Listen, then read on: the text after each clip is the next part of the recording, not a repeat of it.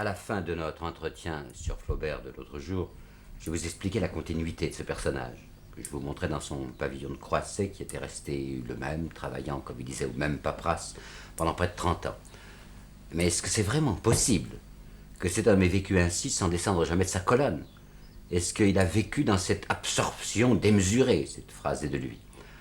Pas tout à fait, voyez-vous, pas tout à fait. À 2 reprises, il est descendu de cette colonne. Regardons ces 2 descentes. D'abord, la première est à cause d'une femme, à cause de Louise Collet. Louise Collet, c'était une drôle de petite personne qui s'appelait en réalité Mademoiselle Revoile, puis qui s'était mariée avec un musicien méridional, qui comptait pas beaucoup, qui s'appelait Collet. Et elle avait pensé que pour réussir, il lui fallait monter sur Paris. S'était fait connaître par un petit recueil de poèmes qu'elle appelait Fleurs du Midi, qui n'avait eu qu'un succès départemental, et elle visait un succès national. Alors à Paris, elle s'était fait connaître tout de suite par des moyens appropriés. Ainsi, elle s'était mêlée au ce milieu des rapins, des sculpteurs, des peintres, des écrivains qui fréquentaient chez Pradier. Et, ce que je vais vous dire est connu, mais enfin c'est toujours amusant de le rappeler. Elle est arrivée un soir chez Pradier, les yeux hors de la tête, là il y avait une cinquantaine de personnes. Elle avait annoncé une très grande nouvelle en disant, vous savez qu'on a retrouvé les bras de la Vénus de Milo. Chacun lui avait demandé, mais où est-ce qu'on les a retrouvés? Ah, elle avait dit, ben, dans ma robe. Et puis il y a aussi l'histoire de Victor Hugo et du dessin qu'il avait fait d'elle. Elle visait beaucoup les récompenses académiques, pas à l'Académie française, enfin naturellement une femme ne peut pas entrer à l'Académie française, mais elle voulait des prix académiques. Aujourd'hui, les prix académiques, ils sont moins convoités. Mais au XIXe siècle, ils étaient très convoités. Et Louise Collet en voulait, ces prix académiques. Alors, pour les avoir, elle était aimable, enfin, elle était généreuse, avec beaucoup d'académiciens, quel que fût leur âge. Et alors, il y en avait un qui était Victor Cousin, qui n'était pas très jeune à ce moment-là, mais qu'elle trouvait utile pour sa carrière. Et elle avait été également bienveillante avec Vigny, avec Musset, avec Victor Hugo. Et Hugo avait fait un dessin d'elle. Il dessinait bien, Victor Hugo. Il avait dessiné une fois Louise Collet sans vêtements. Mais comme il était convenable, il l'avait dessiné de dos. Et alors à quelques intimes seulement, enfin qui venaient voir Victor Hugo dans son cabinet de travail où il y avait à poser au mur cette magnifique femme nue, à quelques intimes, Victor Hugo murmurait que c'était Madame Louise Collet en tenue de campagne. Il y a aussi l'histoire d'Alphonse Karr qui lui était arrivé. Alphonse Karr était un critique, comme vous savez, qui dirigeait cette revue Les Guêpes, une revue piquante, comme son nom l'indiquait. Elle ne voulait pas être piquée par cette revue. Alors elle s'était mise en ménage avec Alphonse Karr. Et ce ménage avait assez mal tourné, enfin l'histoire est connue également, mal tourné au point qu'un jour elle avait saisi un couteau, pas très méchant, enfin un couteau de cuisine, et en avait porté un coup dans le veston d'Alphonse Karr. Alors Karr avait conservé très pieusement ce couteau de l'attentat. Il avait conservé, il avait fait mettre même sous un globe de verre, vous savez, enfin, où on mettait les couronnes de mariée. Et il avait fait sur le socle, gravé dans une plaque de bronze, les mots suivants, offerts par Madame Louise Collet dans le dos. Eh bien, c'est cette Madame Collet dont Flaubert va devenir l'amant en 1846. Et c'est curieux, puisqu'il lui avait justement dit qu'il ne voulait attacher son cœur et son âme à personne. Alors pourquoi est-ce qu'il se décide comme ça brusquement en juillet 46 à se lier avec Louise Collet? Pourquoi? Vous savez, c'est difficile à expliquer, parce que l'amour est autonome, enfin, il est parce qu'il est, il vient sans qu'on l'attende. Mais il y a aussi le fait, je crois, qu'il se trompait beaucoup sur Louise Collet, un petit peu comme il s'était trompé à cause de sa générosité et sa naïveté naturelle. Il avait pris Louise Collet pour une autre lui-même, enfin, comme il croyait que Ducote est un autre lui-même. Alors elle lui écrivait des lettres telles qu'il s'imaginait qu'elle avait la même passion désintéressée de l'art. Et puis enfin, il y a le fait tout de même que ça se situe en juillet 46 et que je vous dis la dernière fois que dans cette même année 46, il avait par 2 fois connu l'approche de la mort. Il avait vu mourir son père, vu mourir sa sœur. Et peut-être bien que si en juillet 46, il se met à désirer cette femme et à céder à cet attrait, c'est parce qu'il a bien envie d'utiliser ce corps tant qu'il est vivant pour lui donner toutes les joies qu'il peut en retirer. Ce qu'il y a de frappant dans sa liaison avec Louise Collet, c'est qu'il garde une lucidité et un retrait.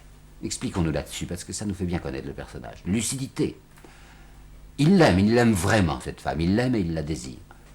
Et cependant, il lui dit, il y a à peine quelques semaines qu'ils sont amants, il lui dit, as-tu réfléchi à quel point ce mot amour est un mot élastique? Tu dis que tu m'aimes, mais tu dis aussi que tu aimes ta petite fille. En effet, elle avait une petite fille de 7 ans. Et tu dis que tu aimes la robe que tu portes, c'est 3 fois le même verbe. Tu crois que c'est 3 fois le même sens. Et lui disait aussi, tu ne pourras pas me reprocher de n'avoir pas annoncé l'enterrement dès le berceau. Qu'est-ce que ça veut dire? Ben, l'enterrement de leur amour, la fin de leur amour, dès le berceau, dès la naissance de cet amour. Quand on s'aime, on n'imagine pas qu'on ne puisse plus ne pas s'aimer. Eh bien, il lui annonce qu'effectivement, même s'il n'y croit pas, ça arrivera le moment où ils ne s'aimeront plus. Elle lui en veut de dire des choses comme ça. En outre, il y a 2 choses qu'il ne veut pas lui sacrifier. Il ne veut pas lui sacrifier sa mère à lui, il vit avec elle, vous le savez, elle est tout le temps inquiète.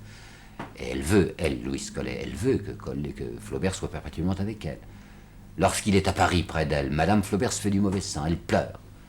Alors elle aussi, Louise, pleure pour le garder. Ben, il lui répond assez brutalement qu'il n'y a pas de question et qu'il préfère la faire pleurer elle plutôt que faire pleurer sa mère. Et deuxièmement, son travail. Ça, c'est ce qu'elle n'accepte pas, et pourtant c'est fondamental chez lui. Il veut bien lui donner comme ça 48 heures de temps en temps, mais il y a des choses plus importantes, lui dit-il, que l'amour, chose qu'elle n'accepte pas, qui est mon travail. Alors il lui donnera des rendez-vous à mi-chemin, là, entre Rouen et Paris, à Mantes, où ils se retrouvent pour des 24 heures, ou des 36 heures, ou des 48 heures au plus. Puis si on descend davantage dans cette psychologie curieuse de Flaubert, on s'aperçoit que cet homme éprouve à l'égard de la passion physique, j'entends à l'égard du plaisir, une espèce de gêne. Il y a une lettre de lui où il lui dit, n'est-ce pas, tu voudrais bien faire de moi un païen. Ben j'essaye tant que je peux, je m'y applique de tout mon parti pris et je ne réussis pas. Dans divers textes de lui, on voit d'étranges phrases pour quelqu'un qui avait rejeté tout à fait le christianisme et la morale, d'étranges phrases à l'égard de la luxure. Il dit par exemple, la luxure, elle chante sa chanson à tous les carrefours de notre âme. C'est une chanson qui nous enchante et qui nous tue. Et parlons donc pas seulement de la luxure, mais du plaisir. Il dit, le plaisir fond, F-O-N-D, du verbe fondre. Le plaisir fond les enthousiasmes et asphyxie la pensée. Alors quand il part pour l'Orient avec Ducamp en 49, c'est beaucoup, oui, c'est parce qu'il a envie de voir l'Orient, mais c'est beaucoup aussi pour fuir cette alcôve de Mantes dont il ne peut pas se passer et dont il sort avec mauvaise conscience. Il retrouvera Louise Collet à un moment, après son retour d'Orient, mais rapidement, la rupture viendra. Et après elle, alors qu'il est au centre le plus ardent de sa vie, après elle, il n'y a plus rien, il n'y a plus de liaison dans sa vie. À ce point que George Sand, là, la vieille George Sand, qui n'était plus belle du tout, mais qui tout de même, au nom de la corporation, n'aimait pas qu'il puisse vivre comme ça sans femme. George Sand le surveillait, lui dit, enfin, écoute, Gustave, dis la vérité, en fait, une petite amie. Alors un jour, il lui répond assez violemment, ben non, il n'y a personne, parce que entre l'art et les femmes, il faut choisir, et quant à moi, mon choix est fait depuis longtemps. La deuxième fois où Flaubert est descendu de sa colonne, c'est plus à cause d'une femme, c'est à cause du succès, oui, du désir de l'argent. Ça lui ressemble si peu, mais voilà comment ça se passe. C'était après la guerre de 70, un homme qui avait toujours été à l'aise, pas richissime Flaubert, mais enfin à l'aise. Hein. Et il avait mis toute sa fortune, gentiment, dans les affaires de sa nièce, qui s'était mariée avec M. Comenville, qui faisait de l'importation de bois nordique. Et voilà qu'en 71-72, ça n'a plus marché, il a perdu à peu près tout son capital, et pour la première fois de sa vie, il est gêné. Alors l'idée lui vient qu'après tout, c'est tout de même trop bête, avec le talent qu'il a, de ne pas en tirer d'argent. Pensez donc que ça, Madame Bovary, ça lui avait rapporté volontairement 500 francs seulement. Vous vous rendez compte, 500 francs, alors qu'un homme comme Victor Hugo, vous avez 300 000 francs avec Les Misérables. Ben, lui, il avait demandé 500 francs. Alors en 72, il se dit, mais après tout, je pourrais peut-être bien tirer de l'argent aussi de ce que je fais. Et en particulier, c'est au théâtre que les choses rapportent. Lorsqu'une pièce est jouée, et avec succès, les droits d'auteur sont abondants. Alors voilà un malheureux Flaubert qui imagine de préparer une pièce de boulevard, pour le théâtre du boulevard, une pièce qui s'appellera Le Candidat, qui serait une satire des mœurs politiques. Nous sommes sous l'ordre moral, enfin MacMahon, ça c'est pas mal, il y a beaucoup de choses à dire. Et alors il prépare sa pièce, et la pièce n'a pas grand succès. Et pourtant il avait fait tout ce qu'il avait dû. Il s'était transformé en l'homme qu'il ne voulait pas être. On ne voyait plus que lui sur les boulevards, dans les salles de rédaction, dans les coulisses, enfin, il serrait toutes sortes de mains. Eh bien, un succès était tellement limité que vraiment on peut parler de four. C'est très gentil la façon dont il accueille ce four. Il écrit une lettre le soir même à George Sand. Et lui dit, pour un four c'en est un, eh bien, j'éprouve comme un sentiment de délivrance. Voyez-vous, c'est quelqu'un qui a reçu ce privilège de ne pas pouvoir être un médiocre. Alors comme pour se venger de ce qu'il a fait là, Le voilà qui se rejette dans un livre qu'il avait commencé à écrire, puis qu'il avait abandonné parce qu'il avait été écœuré, parce qu'il savait d'avance que le livre n'aurait aucun succès. Son Bouvard et Pécuchet, dont il disait lui-même, c'est l'histoire de deux cloportes. Et se rejette dans ce bouquin en déclarant « On ne choisit pas ses sujets, on les subit ». Alors le moment est peut-être venu de voir comment il était dans la vie, Monsieur Flaubert. Pas son identité intérieure comme j'essayais de faire l'autre fois, mais l'individu Gustave Flaubert. La première chose qu'il faudrait dire de lui, c'est que c'était un bûcheur, un homme qui travaillait réellement pour de bon. Oh, je sais bien que le grand critique Jules Lemaître n'y croyait pas, me disait que ce Flaubert était au fond un paresseux, qui s'enfermait dans son cabinet de travail de Croisset, que quand l'épithète ne venait pas ou que la phrase n'était pas ronde, il s'allongeait sur sa grande peau d'ours blanc qu'il avait en effet dans son cabinet de travail, qui fumait des cigarettes en rêvassant. Oh non, c'est pas vrai. Il travaillait terriblement. D'abord, il s'informait d'une manière étonnante pour écrire la moindre page. Il essayait de trouver des renseignements à droite et à gauche pour que l'authenticité soit absolue. Et puis quand il se mettait à rédiger, il faisait des 15, des 20 versions du même paragraphe. Quand à la fin d'une journée de quelques 16 heures ou 17 heures de travail, il avait établi 15 lignes qui lui plaisaient, il avait le sentiment qu'il avait bien travaillé. Naturellement, c'était un système terrible, parce qu'il ne prenait pas d'exercice, cet homme. Et il était puissant, il était sanguin, il avait besoin de grand air. Il avait deux choses qu'il aimait bien faire. Il aimait bien nager et il aimait bien faire de la voile. En plus, ça ne lui perdait pas de temps, parce que comme son pavillon de Croisset était au bord de la Seine, il n'avait qu'à traverser le chemin de Halage pour aller nager ou faire sa voile. Mais sa mère, qui vieillissait d'année en année terriblement, sa mère lui disait qu'elle avait peur quand il était sur l'eau, que la fille de Victor Hugo s'était noyée, là, justement, dans la même baie de la Seine où ils étaient.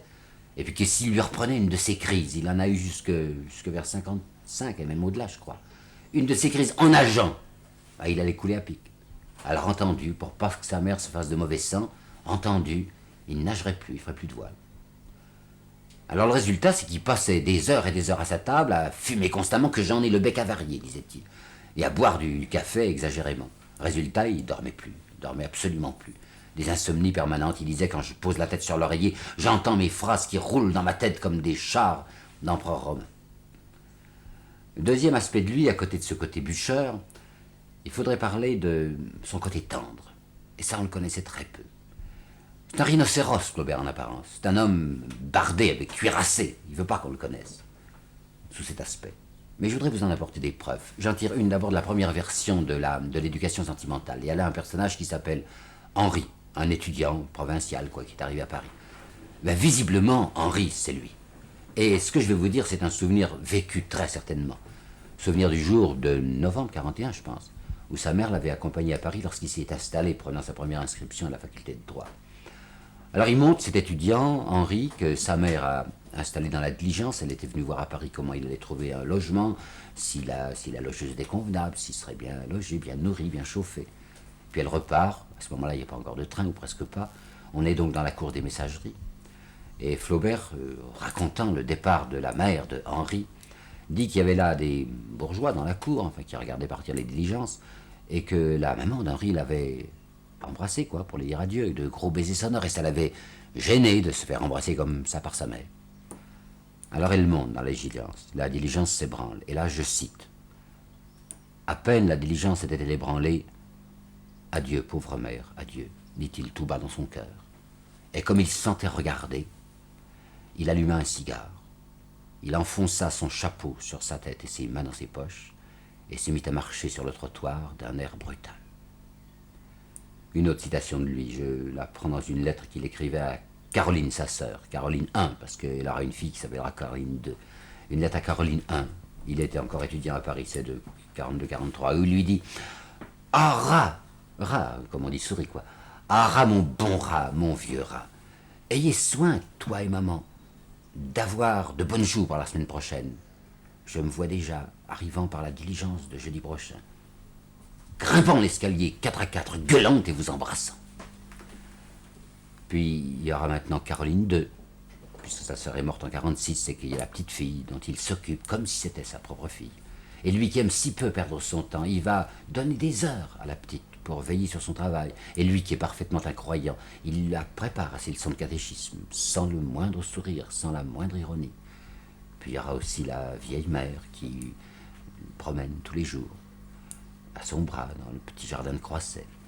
Et je voudrais vous apporter 2 citations qui datent de 2 ans après la mort de sa mère. Elles sont 74. Il dit à Caroline II, sa nièce, il lui dit « Que sont devenus? Où as-tu mis le châle et le chapeau de jardin de maman? J'aime aller voir et aller les embrasser de temps à autre. » Puis il dit encore « Quelquefois après le dîner, j'appelle Julie. » Julie, c'était ta vieille bonne. Et je regarde sa robe à carreaux qu'a portée maman. Puis je songe à la vieille femme jusqu'à ce que les larmes me prennent à la gorge. Ben, le voilà, en réalité, tel qu'il était, cet homme dont Louis Collet, quand il sera brouillé avec lui, écrira publiquement « C'était un cœur de pierre, c'était un esprit où il n'y avait pas d'âme. » Cet esprit où il n'y avait pas d'âme, il était très attaché aussi à l'amitié. C'est étonnant à quel point les amis ont compté pour lui. Je vois une citation de lui que je voudrais vous dire parce qu'elle est très intéressante. « D'où vient donc, écrit-il, d'où vient donc qu'il y a tant d'amitié entre les enfants ?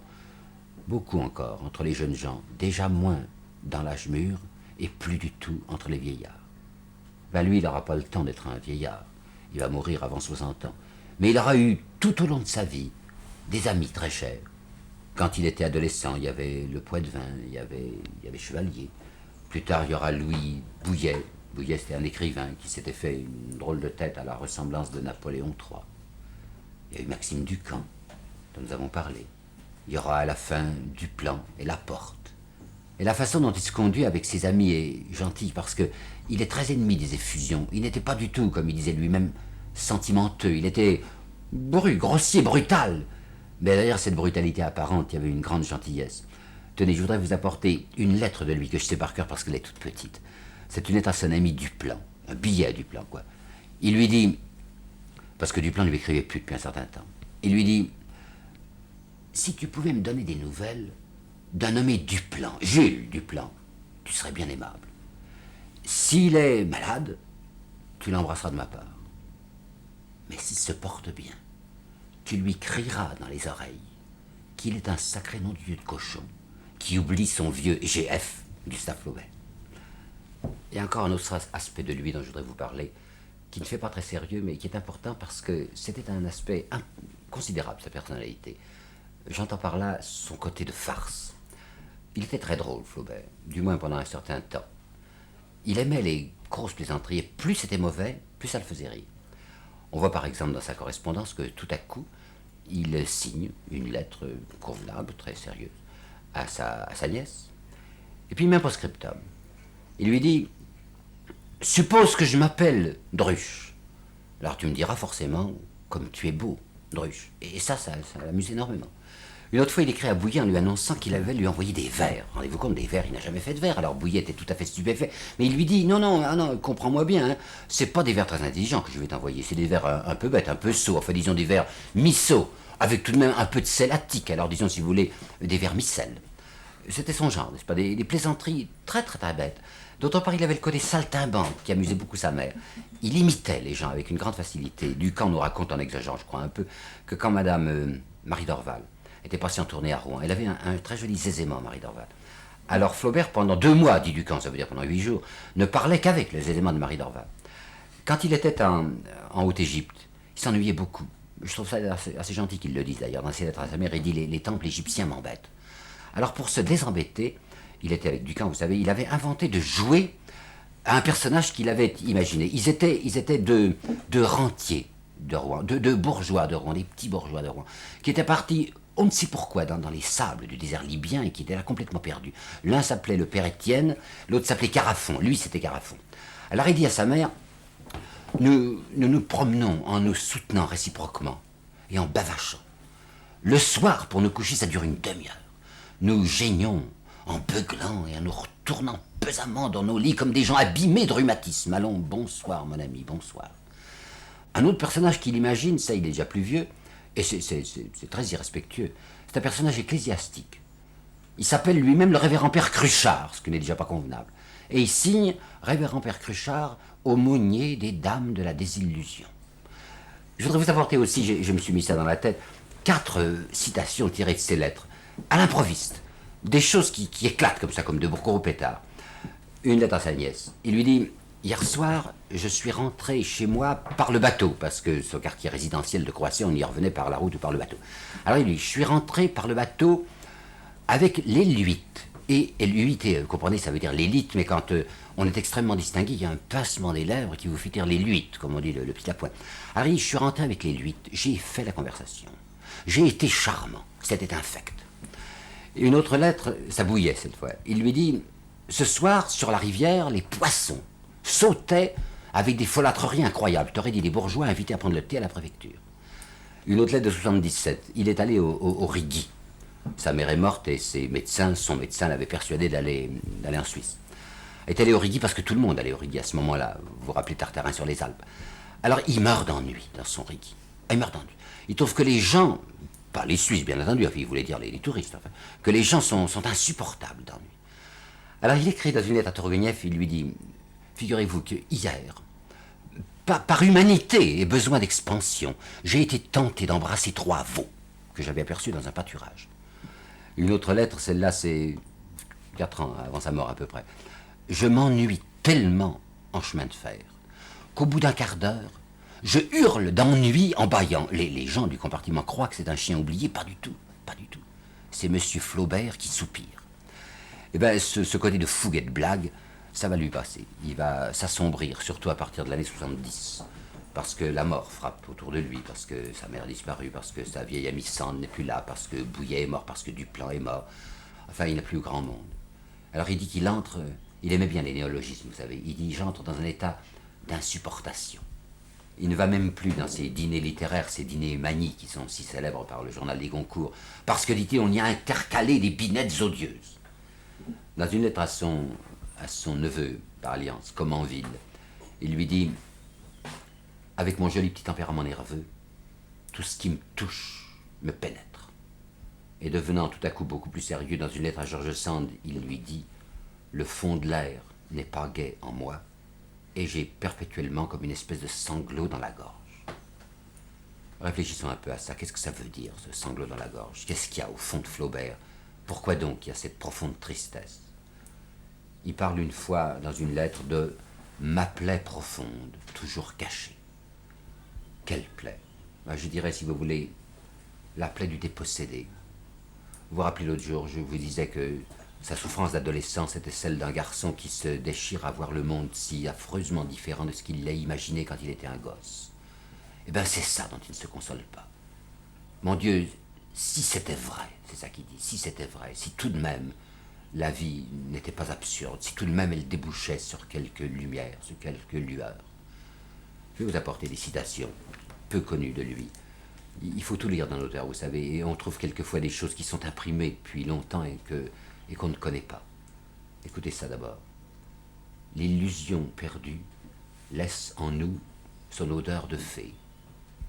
Une deuxième citation. Pauvre âme, tu es le cœur gonflé. Tu es cette voix en nous qui parle, et qui sanglote et qui prie. Et troisième citation. J'ai en moi comme les débris de 20 mondes. Je suis là comme si j'avais marché 20 siècles. Et pourtant, tout au fond de mon être, je sens quelque chose qui remue encore et qui palpite, quelque chose qui demande et qui appelle comme une voix d'enfant. Ce qu'elle dit, la voix d'enfant, c'est le mot que je viens de vous prononcer, si c'était vrai. Je vois dans Novembre, par exemple, en ce Novembre qui est presque testamentaire, un livre qu'il écrit à 20 ans au moment où il croit devoir renoncer à ce qu'il était, enfin quand il avait fait l'effort que lui demandait son père. Il dit à certaines minutes en moi, malgré mon désespoir, je sens sourdre comme une fontaine de miséricorde. Et je voudrais vous raconter ce qui s'est passé dans sa vie lorsqu'il est arrivé à Jérusalem, au retour de son voyage en Orient, vous savez. Il était avec Ducamp et c'était au mois d'août 1850. Il est incroyant, complètement incroyant. Et pourtant, les guides lui ont dit, derrière cette colline, là-bas, il y a Jérusalem. Cette idée, ce mot, quoi, Jérusalem, ça le bouleverse tout de même. Jérusalem, enfin, la ville du Sauveur, comme il disait quand il était petit. Alors il raconte à sa mère qu'il était à cheval, hein, il a piqué des deux, et il a devancé ses camarades pour être tout seul quand il recevrait en plein visage, en pleine poitrine, l'image de la ville sainte. Il entre dans Jérusalem, et ça le décourage. Tout ça est vide, tout ça est faux, tout ça ment, dit-il. Alors il s'enferme dans sa chambre d'hôtel, d'auberge, quoi. Et il dit à sa mère, alors j'étais très triste et j'ai rouvert le livre que tu m'avais donné. Et ce livre, c'était pas autre chose que les évangiles. J'ai ouvert ce livre et j'ai lu le Sermon sur la montagne, Sermon des béatitudes. Et il dit à sa mère, j'ai lu ça dans un extraordinaire ravissement. Je me suis replongé dans ce vieux gouffre du mot amour. Cette fois, quand il dit amour, c'est plus un mot qui lui paraît élastique. De nouveau, pour une seconde, il se dit, mon Dieu, que ça serait beau si c'était vrai. Mais c'est pas vrai. On lui a expliqué que c'est pas vrai.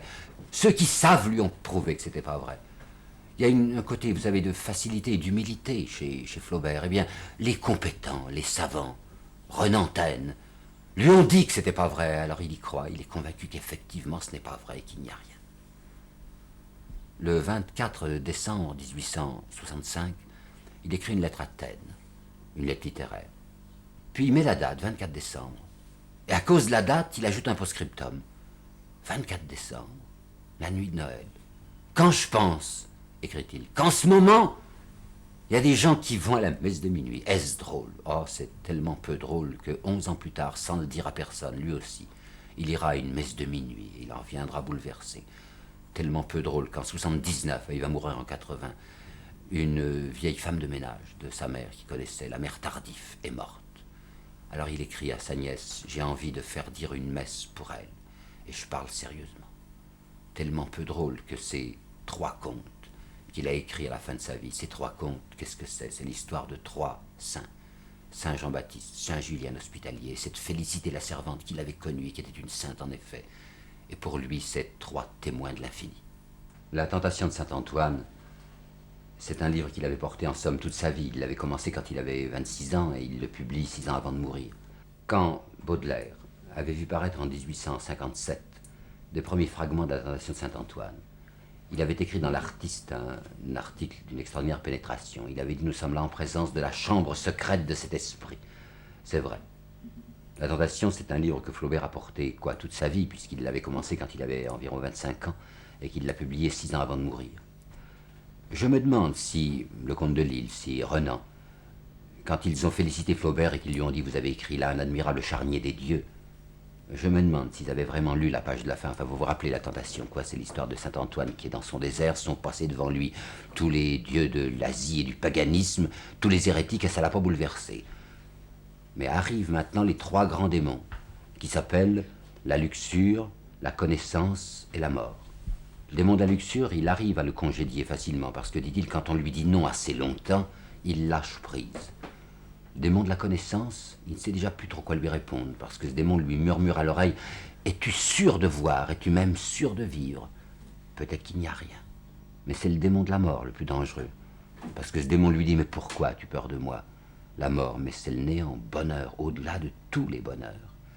Et saint Antoine lui-même, le saint Antoine, se prend à murmurer aux béatitudes de la mort. Puis la honte d'avoir fait cela. Alors voilà qui ferme les poings, qui crispe les poings, qui ferme les yeux, qui lève la tête, et qui fait, avec son poing fermé, sur lui-même un signe de croix.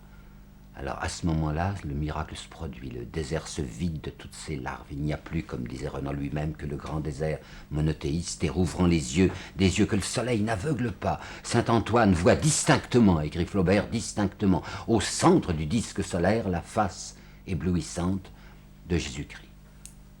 Comprenez que l'homme qui a écrit ce livre-là, c'est un homme qui a une affirmation au fond de lui. Ne me faites pas dire ce que je ne dis pas. Je ne dis pas du tout parce que ce n'est pas vrai que Flaubert était chrétien. Je dis que prenant l'exemple de saint Antoine, qui lui croyait à quelque chose, il nous indique que lui aussi croit fermement et désespérément à quelque chose. Dieu, on nous dit qu'il se définit par un triangle mystique qui serait le vrai, le beau, le bien. Eh bien le vrai, il ne sait pas ce que c'est, Flaubert, le vrai métaphysique. Le bien en morale, il ne sait pas ce que c'est non plus. Mais le beau, ça, il sait ce que c'est. Le beau, ça lui parle au cœur. Ses mains qui se tendent dans le noir, si vous voulez, elles ont attrapé quelque chose. Elles ont attrapé cette beauté qui est sa voie d'accès à lui vers l'inconnu. Alors quand on a compris ça, on se rend compte que le vieux Sicambre, tout seul à hurler ses phrases à Croisset pour les faire passer, comme il disait, par son gueuloir, à ce moment-là, il déploie devant nous toute sa taille. Écoutez-le dire, je mène une vie âpre et déserte, sans rien pour me soutenir qu'une espèce de rage permanente. la rage de faire bien, de bien travailler. Sans femme, sans vie, je continue mon œuvre lente. Encore une citation, il va mourir dans 15 mois, où il dit « À certains moments, il me semble que je suis saigné aux 4 membres et que ma crevaison est imminente, mais je rebondis et je vais tout de même, voilà, parce qu'il me semble que je suis dans le vrai, que je suis dans le juste. » À la fin de sa légende de Saint-Julien l'Hospitalier, je suis convaincu, je vais vous dire le passage, je suis convaincu que cet homme impersonnel qui ne parle jamais de lui, parle tout de même de lui. Vous vous rappelez Saint-Julien, c'est quelqu'un qui vivait dans une grande solitude. Il s'était fait passeur, il était là au bord d'un immense fleuve sans nom. Il est vieux maintenant, il est là. Et il s'est entendu héler de l'autre rive, il s'est fait passeur volontaire, pas pour gagner de l'argent. Quelqu'un l'a hélé de l'autre rive. Et quoi qu'il fasse un temps affreux et qu'il soit esquinté, très vieux, il prend sa barque et il va chercher ce quelqu'un qui veut passer. Nous qui savons la suite de l'histoire, on sait que ce quelqu'un qui veut passer est un lépreux, mais qu'en fait c'est Jésus-Christ, et qui va emmener Saint-Julien dans son paradis. Mais Saint-Julien n'en sait rien. Il voit de l'autre côté un lépreux, et il prend son lépreux et il traverse. Et Flaubert écrit « La grêle cinglait ses mains, la pluie coulait dans son dos, la violence de l'air l'étouffait. Mais sentant qu'il s'agissait d'une chose considérable et d'un ordre auquel il ne fallait absolument pas désobéir, il faisait ce qu'il avait promis de faire, il passait son passager. » De même, voyez-vous, le vieux père Flaubert qui est là à travailler tout seul dans son pavillon de Croisset, il fait ce qu'il a promis de faire jusqu'au bout, me figurant, comme il écrit à Tourguenieff, me figurant que ce que je fais est important. Saliès nous a laissé une petite relation sur son oncle. Elle n'est pas tout le temps bonne, il y a des phrases exagérées. Mais il y a un détail sur lequel je veux finir. Elle dit qu'assez souvent, l'été, surtout quand il faisait beau temps, son oncle, à la fin de ses journées de travail, de 16 heures, de 18 heures de travail, son oncle allait tout seul se promener sur la terrasse de Croisset. Personne ne s'approchait de lui sur sa terrasse. Il se promenait là, les mains derrière le dos. Et de temps en temps, il lui arrivait, dit-elle, de se cambrer brusquement et de regarder vers le ciel. Elle avait l'impression alors qu'il parlait vaguement à quelqu'un. Et elle ne savait pas que Flaubert, que son oncle, avait jeté un jour sur le coin d'une feuille de papier où on l'a retrouvée il n'y a pas si longtemps, une petite note. C'était en 1858. Et cette petite note n'était pas autre chose, exactement pas autre chose qu'une prière. Ayez pitié de ma volonté, Dieu des âmes. Donnez-moi la force et l'espoir. Alors, laissons-le, ce père Flaubert, laissons-le sur sa terrasse, le nez dans les étoiles, sur cette terrasse où il est tout seul et où je pense qu'il n'est pas tout seul.